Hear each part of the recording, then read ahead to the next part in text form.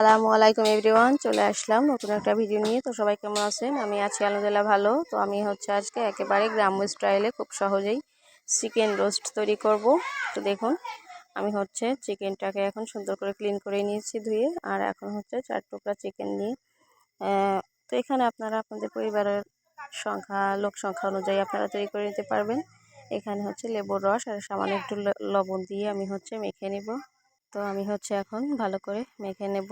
আর চিকেনটা ভালো করে একটু মেখে কিছুক্ষণ রেখে দিলে ভালো হয়।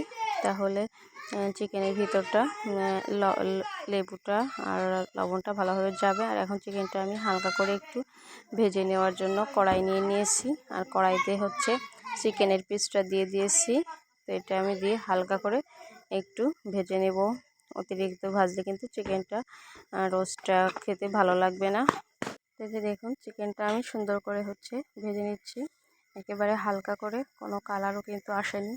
মানে 3-4 মিনিট ভেজে নিলেই কিন্তু পারফেক্টভাবে চিকেন রোস্টের জন্য ভাজা কমপ্লিট। তো দেখুন, এভাবে আমি ভেজে নিয়েছি। আর এখন দিয়ে দিয়েছি পেঁয়াজ বেরেস্তা তৈরি করে নিচ্ছি অন্য কড়াইতে। আর এখন কড়াই নিয়ে নিয়েছি মূল রান্না করার জন্য। তো এখানে প্রয়োজন মতো তেল দিয়ে দিয়েছি। আর দিয়ে দিলাম পেঁয়াজ কুচি 1 কাপ পরিমাণে। তো রোস্টে একটু পেঁয়াজটা বেশি দিলে ভালো লাগে। তো যাই হোক, আমি পেঁয়াজটা একটু ভালো করে নেড়ে ভেজে নেব। আর এর মধ্যে একে একে মশলাগুলো আপনাদেরকে দেখিয়ে অ্যাড করে দেব। তো আমি একেবারে সহজেই কিন্তু চিকেন রোস্টটা তৈরি করে নিচ্ছি। কোনো বেশি মশলা বা অতিরিক্ত কোনো ঝামেলার মধ্যে দিয়ে আমি তৈরি করব না। এখানে আদা রসুন বাটা দিয়ে দিলাম। তো দেখুন, আমি ভালো করে কিন্তু আদা রসুন পেস্টটা পেঁয়াজের সঙ্গে একটু মিক্স করে নিয়েছি। আর এখন একটা দারচিনি এলাচ দিয়ে দিলাম আস্ত। তো এগুলো একটু দিয়ে ভালো করে মিক্স করে নিচ্ছি, আবার নেড়ে চেড়ে। তো এখানে এগুলো বেটে দেওয়ার কোনো প্রয়োজন নেই।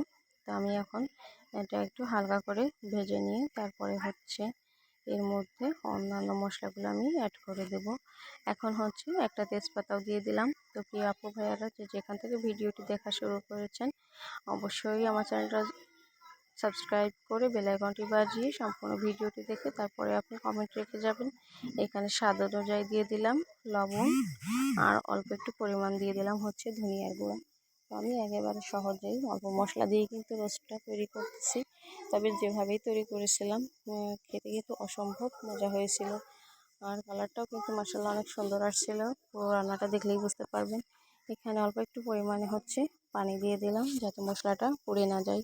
কারণ রোস্ট কিন্তু কালারটা থাকবে মানে হালকা। তো এই জন্য পোড়ানো হয়ে গেলে কালারটা নষ্ট হয়ে যাবে। এখন কাঁচামরিচ দিয়ে দিলাম আস্ত কয়েকটা। আর এগুলো আমি খুন্তি দিয়ে একটু টুকরা করে নিব। তো প্রথমবার ভিডিওটিকে যদি দেখেন তাহলে অবশ্যই চ্যানেলটা সাবস্ক্রাইব করে সঙ্গে থাকবেন ইনশাল্লাহ। তো দেখুন, আমি কিন্তু সুন্দর করে একটু বলক উঠিয়ে নিচ্ছি মশলাটা কষানোর জন্য। এই পর্যায়ে একটা রিকোয়েস্ট করব, হয়তো যারা ভিডিওটি দেখতেছেন এখনও লাইক দেননি, প্লিজ একটা লাইক দিয়ে সম্পূর্ণ ভিডিওটি দেখবেন। আর এখানে আমি দিয়ে দিচ্ছি একটু মুরগির রাঁধুনি যে মশলা থাকে, মুরগির মাংসের মশলা অল্প একটু পরিমাণে দিচ্ছি। কারণ এখানে কিন্তু অনেক মশলাই আছে যেগুলো আমরা রোস্টে ব্যবহার করি। তো এই জন্য এটা দিলে একটু হয়ে যাবে, আলাদা করে রোস্টের মশলা দেওয়ার কোনো প্রয়োজন নাই। তো এটা দিয়ে দেখুন সুন্দর করে একটু নেড়ে চেড়ে আর একটা সুন্দর কালারও চলে আসছে। তো এখন আমি এটার মধ্যে চিকেনটা অ্যাড করে দিচ্ছি। তো চিকেনটা দিয়ে আমি ভালো করে নেড়ে চেড়ে মিক্স করে নিয়েছিলাম মশলার সঙ্গে। তো মশলার সঙ্গে এটা ভালো করে একটু নেড়ে চেড়ে উলটপালট করে কিছুক্ষণ এভাবে রেখে দেব। আর রোস্টটা যাতে সুন্দর করে সেদ্ধ হয় সেদিকে খেয়াল রেখে রান্নাটা কমপ্লিট করতে হবে। তো যাই হোক, আমি কিন্তু ভালোভাবে মশলাটা এখন এর মধ্যে দিয়ে দিলাম একটু টক দই। তো দইটা দিয়ে আমি মিক্স করে নিচ্ছি সুন্দর করে। তো এই পর্যায়ে রিকোয়েস্ট করব, প্লিজ পুরো ভিডিওটা কিন্তু ওয়াচ করবেন, না হলে কিন্তু আমার এই সহজ রেসিপিটি অবশ্যই অনেক কিছু মিস করবেন। তো যাই হোক, আমি ভালো করে দেখুন নেড়ে চেড়ে নিচ্ছি যাতে পুড়ে না যায়। পুড়ে গেলে কিন্তু ভালো লাগবে না রোস্টটা খেতে। তো যাই হোক, আমি এখন সুন্দর করে রোস্টটা একটু কিছুক্ষণ এভাবে রেখে দিই। এর মধ্যে একটু গরম মশলার গুঁড়া দিয়ে দিলাম। আর জিরার গুঁড়া দিয়ে দিলাম। তো এটা দিয়েও আমি ভালো করে একটু নেড়ে মিক্সড করে নিচ্ছি।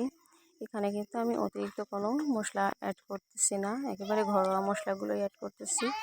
আর এখন এটা ভালো করে নেড়ে চেড়ে সুন্দর করে একটু মশলার সঙ্গে ভেজে নিচ্ছি। তো এখন এই পর্যায়ে চিকেনটা কিন্তু এই যে আমি কিছুক্ষণ এভাবে রেখে দিয়েছিলাম। তো এখন হচ্ছে চিকেনটা ভালো করে আমি দেখুন, চিকেনটা কিন্তু সুন্দর একটা কালার চলে আসছে। আর এখন হচ্ছে আমি এখানে দিয়ে দিলাম বাদাম বেটে রেখেছিলাম সেই পানিটা। তো দিয়ে আমি ভালো করে একটু নেড়ে চেড়ে নিচ্ছি, কারণ চিকেনটা কিন্তু হালকা করে ভাজা হয়ে গেছে। তারপর অনেকক্ষণ ধরে কিন্তু আমি নাড়াচাড়া করছি মশলার সঙ্গে, 50% কিন্তু সেদ্ধ হয়ে গেছে।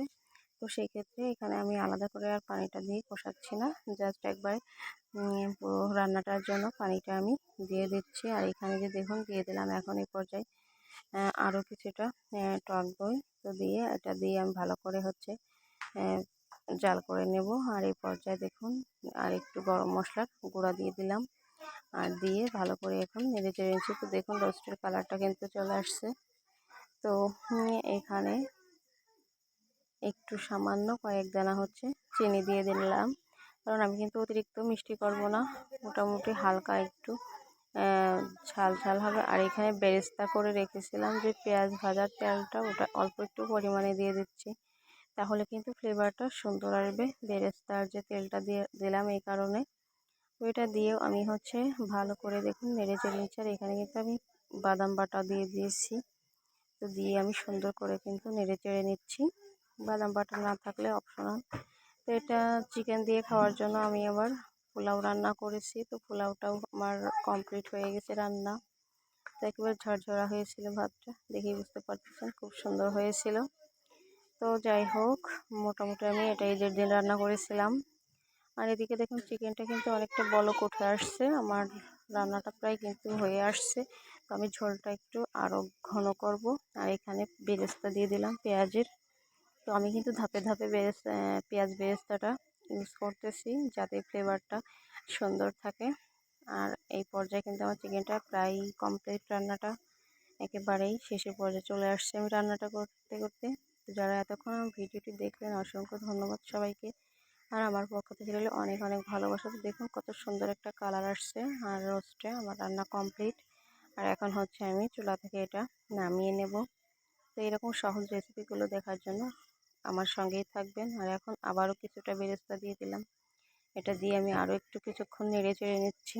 তো নেড়ে চেড়ে নিয়ে তারপরে হচ্ছে আমি কড়াইটা চুলা থেকে নামিয়ে নিয়েছি। এই যে দেখুন, তো একটু ঠান্ডা করে নিয়ে আমি এখন হচ্ছে আপনাদেরকে পরিবেশন করে আমি দেখাবো কতটা লোভনীয় দেখাচ্ছিল আমার রোস্টটা।